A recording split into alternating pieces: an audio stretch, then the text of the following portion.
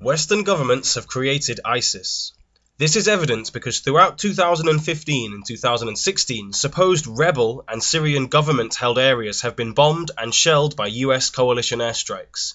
This of course has weakened their positions, leaving them more vulnerable to attack. Then who moves in straight away? ISIS, of course.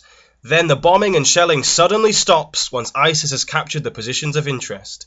Is that a coincidence? Certainly not.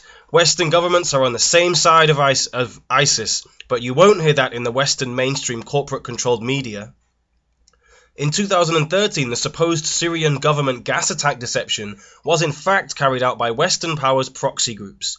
President Assad would not be stupid enough to attack his own people, whilst UN chemical weapons inspectors were only 10 miles away. Not only has this been shown to be orchestrated by Western powers, but the gas bombs were also made in the U.S.A., so the chemical weapons were supplied and set off by Western powers. Thank you, America and Britain.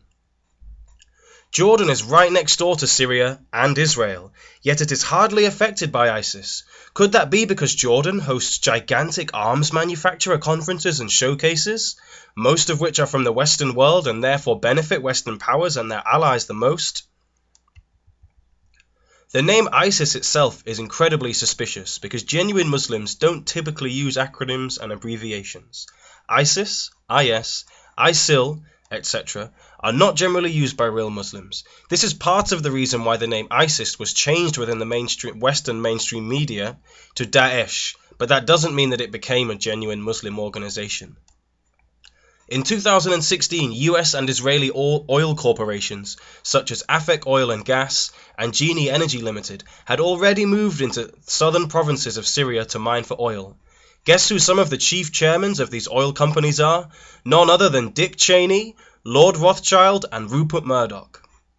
Yes, Dick Cheney, the same man who orchestrated the invasion of Iraq next door back in 2003. Now he is just over the border in a corporate position extracting the Syrian people's resources for corporate profit.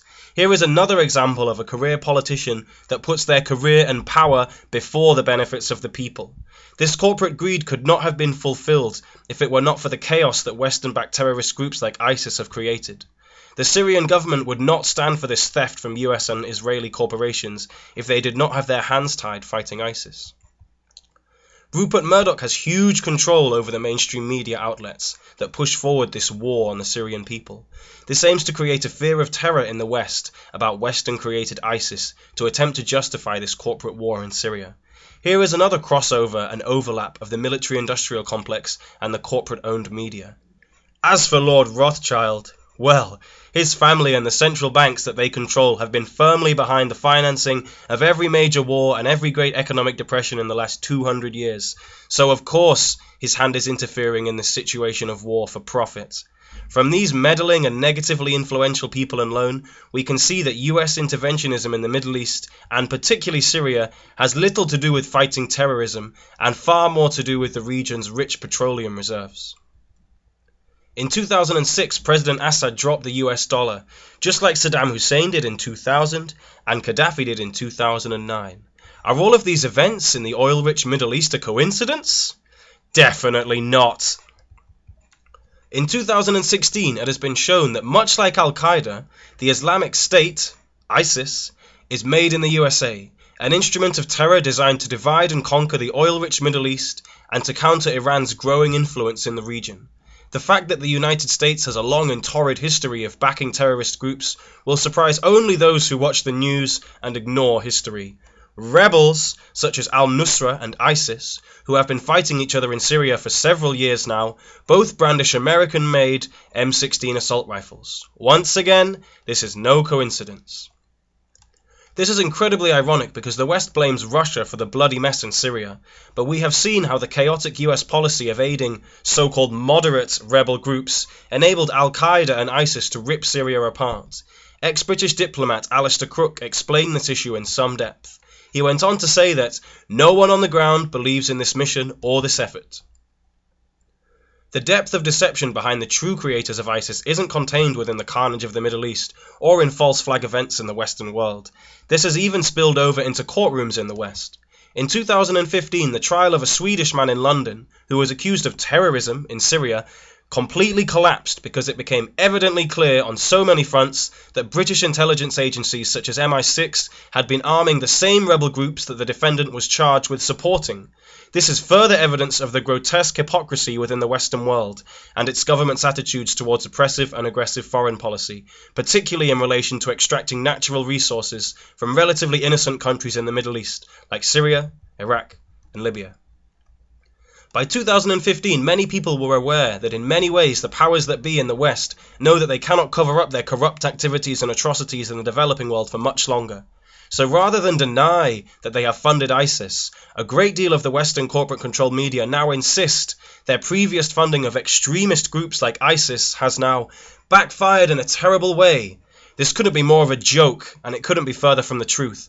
I am sick and tired of hearing about so-called failed foreign policy in the Middle East that has inadvertently helped to cause a great deal of carnage that we now see today. This situation in Syria, Iraq, and Libya today is no failure. This is exactly what the powers that be in the West wanted to happen. Do not be deceived. This is no mistake whatsoever. In 2014, a UN report showed that Israeli Defense Forces, also known as the IDF, had been in regular contact with Syrian rebels, including the Islamic State, ISIS militants.